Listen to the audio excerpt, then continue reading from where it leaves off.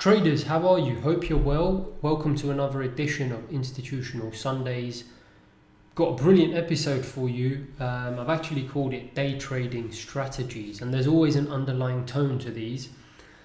We see it all the time, right? People talking about this day trading strategy and that day trading strategy, and the truth is there is no day trading strategy, and that's why I wanted to call it Day Trading Strategy. I wanted to show that there is discretion involved. The whole point of being a successful day trader is that you have critical thinking, whether you're using order flow, whether you're looking at fundamentals like I'm doing here. There has to be a lot of research and time that goes into it, and some decision making. And I feel like typically people look at day trading strategies because they're scared of making decisions, and they want this strategy to make the decision for them, okay? And they're living in cloud cuckoo land. I've said it before. You're not going to get anywhere thinking like that. So just to repeat, this is a proper day trading strategy. Actually learning some critical thinking around whether it's fundamentals, whether it's order flow. Obviously it helps to have a framework, and order flow, in my opinion, is the absolute best framework that's going to enable you to develop that thinking. So of course you need the tools, things like the VWAP, the market profile, the footprint, the dome, whatever it is you're looking at, incredibly important.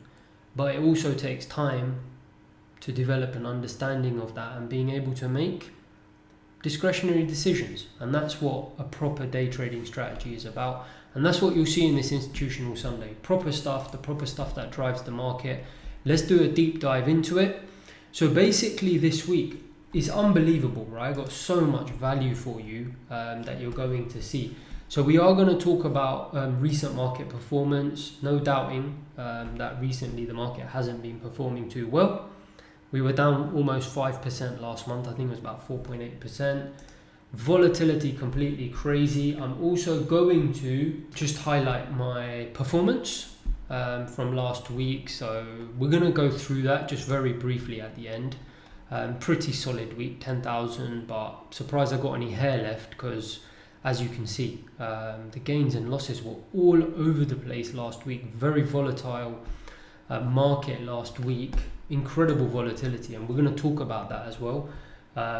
So yeah, got so much stuff to cover. You can see it's going to be an incredible Institutional Sunday. I'd highly recommend you sticking around for it. So let's get started basically. Just quick summary first before we get into it. What we're going to be talking about today, so I talked about this already, we're going to be talking about what's actually driven some of the recent sell-off or pullback. There's a bit of concern about interest rates rising. That's been the headlines anyway. I don't think it's that much of a concern, and I'm going to explain why. We've had some sector rotations taking place. I don't know if I'm actually going to talk about that in this week's Institutional Sunday. It might be next one, but we're definitely going to be briefly mentioning it anyway. Government default concerns, look ahead to next week, and then as I said at the start, looking at my stats and the volatility, which has been completely off the charts. So let's get into it. So first off, I like to just, as always, just do a quick summary of the week. Like I said, no doubting that it wasn't a great week. I believe we were off just over 2%, 2.2%. Over the week, you can see how that transpired. We had pretty decent sell-off on the Tuesday. Monday was fairly flat. Wednesday was flat, and then Thursday we saw another sell-off again, and then Friday a massive rebound. So even though we were down, I think at the end of September, basically coming into Thursday, we were down just under 5%, about 4.8%. Actually, we had a strong rally on Friday, up another percent. So we're only 4% off the record highs. So it could go either way going into the next quarter. I'm going to present my case seasonally anyway, and then back that up with kind of the backdrop, fundamental backdrop, to see, do the seasonals match the fundamental backdrop. So let's get into the seasonals first, and then we're going to have a look at the fundamentals to see if they match the seasonals. Now looking at the seasonals, if we look at the fourth quarter, obviously the third quarter has just ended and we're now heading into Q4. You can see the fourth quarter is historically the best performing quarter for the stock market, going back like 70 years. So seasonally anyway suggests that the fourth quarter is going to be strong. And I actually read somewhere that the last 7 times that the market has been up over 15% at this point, at the Q3 cutoff, so greater than 15%, every single time the fourth quarter has been positive by an average of around, I think it was 5.5 or 6%, I think it was 5.8%, which is obviously very, very impressive. So Q4 seasonally anyway looking like it's going to be very, very strong and potentially a bounce back from the slight sell-off that we had in September, which wasn't really a surprise, right? I flagged this September being a weak month seasonally, and it's kind of lived up to its reputation. So seasonally Q4 is looking like it could be pretty strong. Let's now have a look at October. So here we have October. October, I believe, ranks like 5th or 6th, I think, maybe 5th or 6th in terms of performance over the past, again, 70 years. So, you know, not great, but not the worst either. So you can see October does tend to be quite positive, which is in line with what we just saw in Q4, historically being the best performing quarter, or, you know, driven by typically October and November. And then you can see December tends to just be a little bit less punchy, but October seasonally looks very, very strong. There's one more thing I wanted to highlight, which is that if we look at the winning streak recently, right? So until September's decline, we had a 7-month winning streak in the S&P futures. So if you actually look at whenever we've had a strong winning streak in the S&P, so anything above a 7-month winning streak, what's been the preceding returns? So if we look back historically, virtually every single time the following 6 months have been positive, right? Apart from this run in May, what are we talking, like 95% of the time? Following a 7-month winning streak, the following 6 months have been positive, okay? Which again ties in nicely with Q4, right? And going into the early part of Q1 22, looking like seasonally anyway, it's going to be very, very positive. Now there is a caveat to all of this, okay? It's not all as rosy as it might appear, right? So in terms of returns, seasonally, yeah, very strong. Volatility, okay? There is no month on record that has more plus or minus 1% moves than October, okay? So expect some serious volatility. October has the biggest up and down days. And we've already seen that, like coming into the month. If you look at recent volatility, so I've got this chart up here. If you actually look here, you can see that volatility, and I've talked about this in previous Institutional Sundays. You can see volatility really starts to get ramped up, September, October, basically. And actually, if you look at volatility over the last few days and a couple of weeks even, you can see it's been very elevated, and we've seen that, right? We've had a lot of 1% move days. I think there was even the 2% day, wasn't there, this week? So in October, the most greatest number of plus or minus 1% days, okay? It's unbelievable, I have to say, how many people aren't aware of these type of things. You're watching this, great, you're aware, but so many people aren't watching stuff like this and they won't be aware, right? So think about it, how do you manage risk, right, if you don't know this information? You know, people talk about risk management all the time. We hear all this waffle on social media and YouTube about managing risk is the most important thing and all of this nonsense, which is true, but without the adequate information, how are you supposed to manage the risk, right? So obviously critically important. So hopefully that was useful for you. So we've talked about kind of what the seasonals are suggesting. Let's now see if the actual backdrop matches that in terms of what we've seen. So one of the things that has been talked about a lot, at least by the news, has been, or being one of the reasons why we had the sell-off over the last week, especially, which accelerated, has been interest rate rises, inflation concern, obviously driven by inflation concerns, and I actually think it's overdone. So let me present my case, and then obviously you're welcome to do your own research.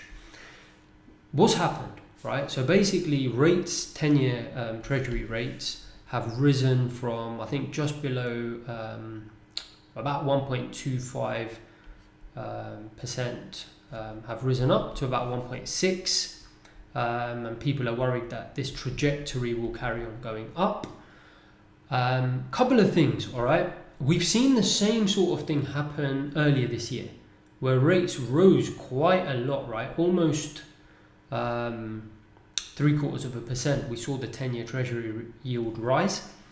The stock market, the S&P, came off, I believe, about 3% again, 3-4%, similar to what we saw now.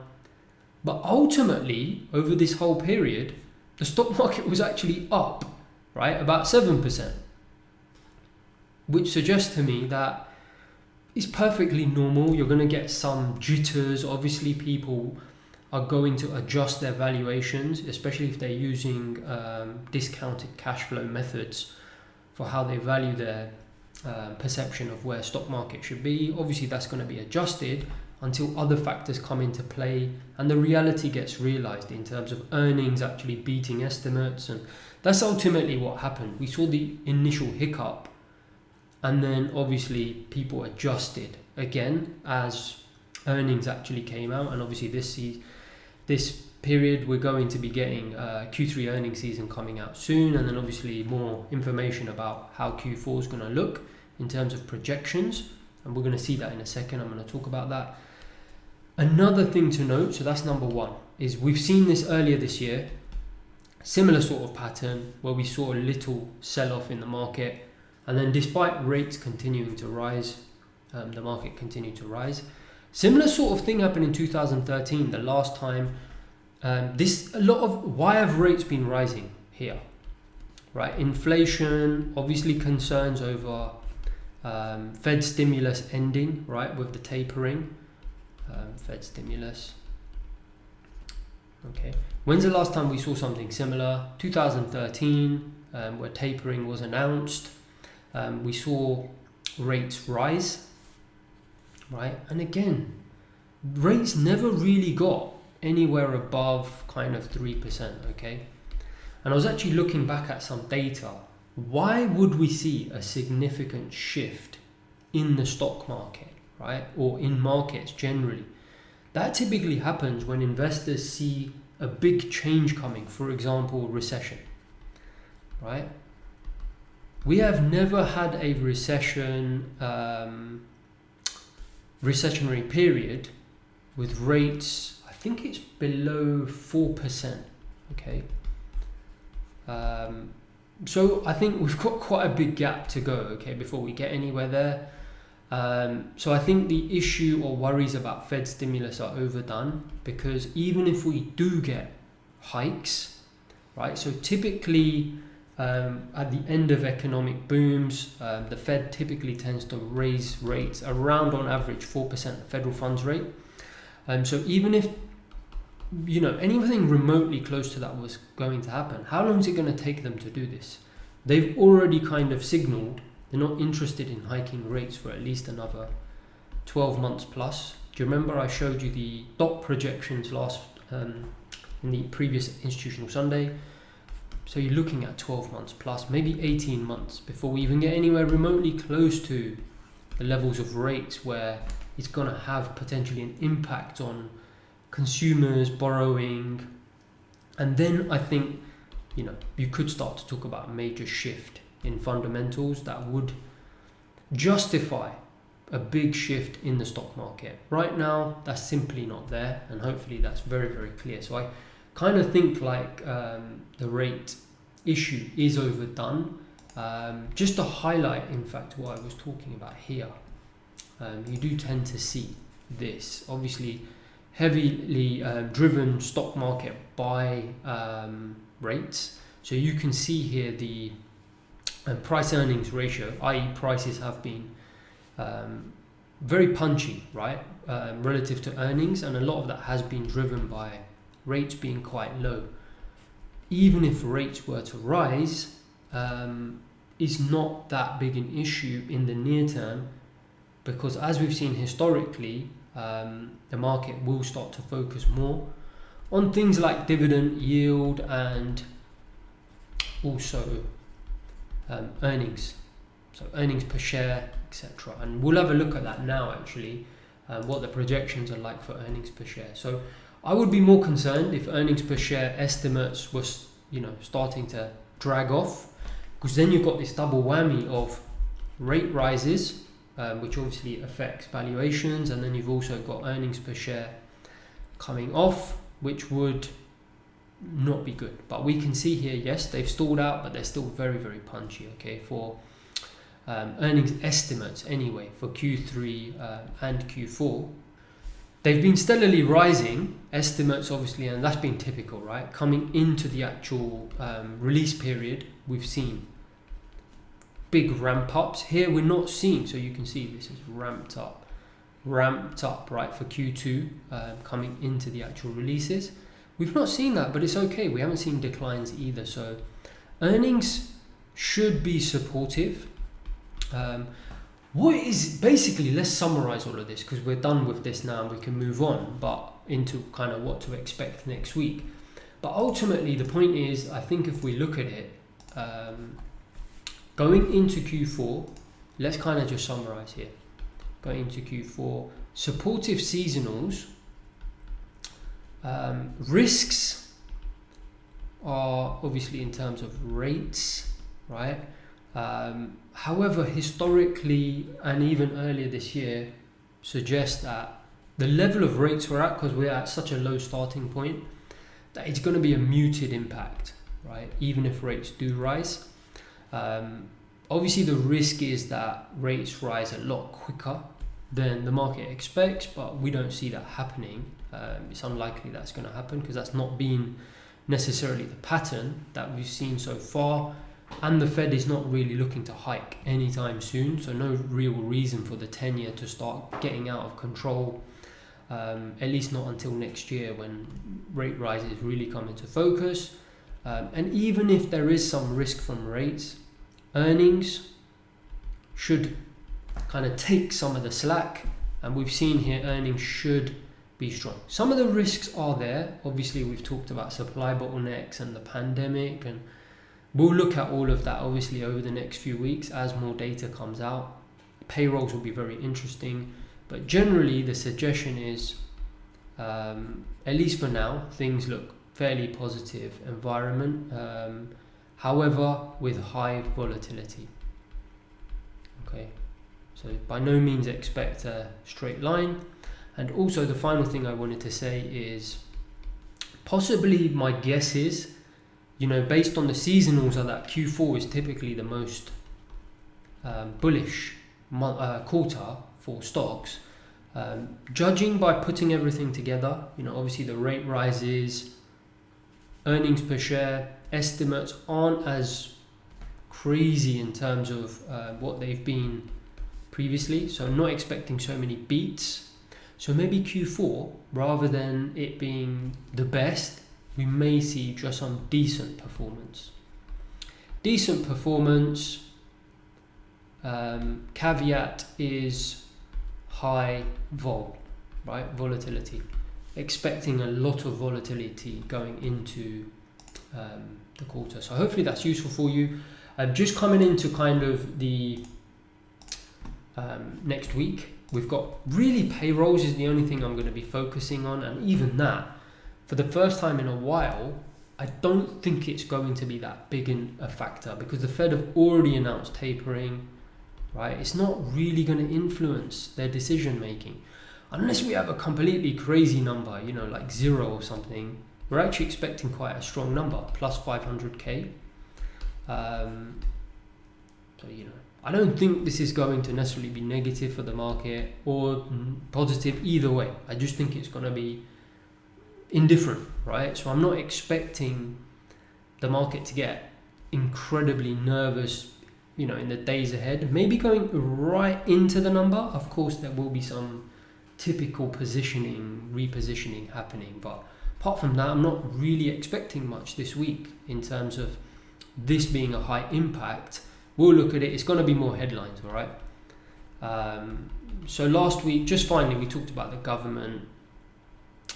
I talked about it at the start. Government, potential default, but that was resolved where we had, some agreement in the House recently about spending.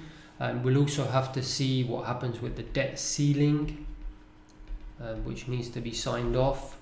Some talk about the US government defaulting, which to me is complete nonsense. Not going to happen, okay? I'm sure the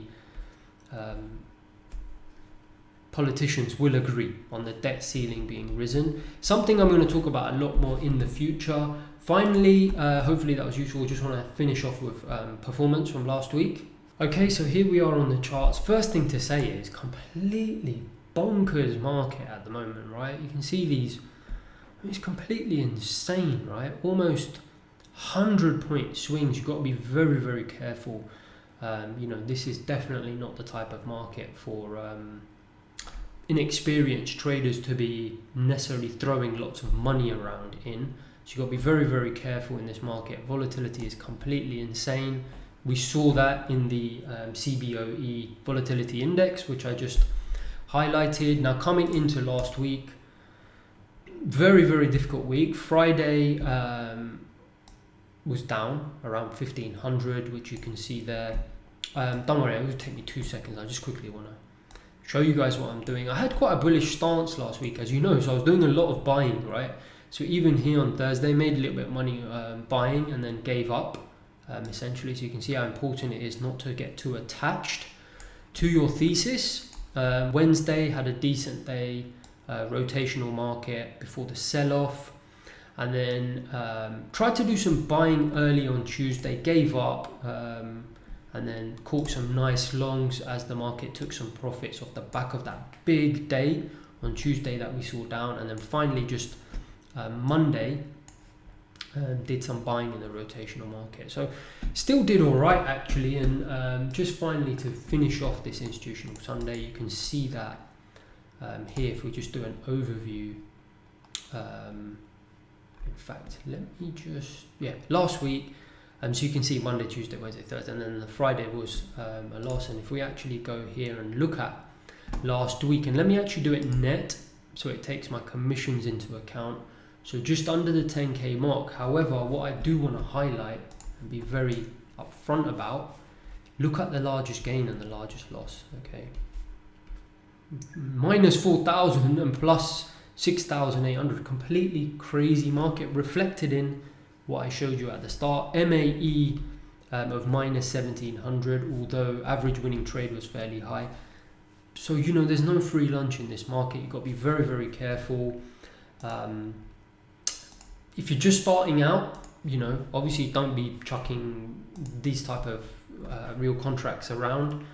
Get the right education. Got tons of free education on the channel. If you found this useful, subscribe to the channel. It takes me a long time to put this stuff together, so really enjoy it, but obviously would appreciate you sticking around if you like this kind of stuff, and I'll obviously be producing this regularly. So have a great week, keep very safe with the high volatility, and see you during the week. Check out a lot of the other videos that I've got as well on the channel. I'll put quite a relevant one here. See you next week.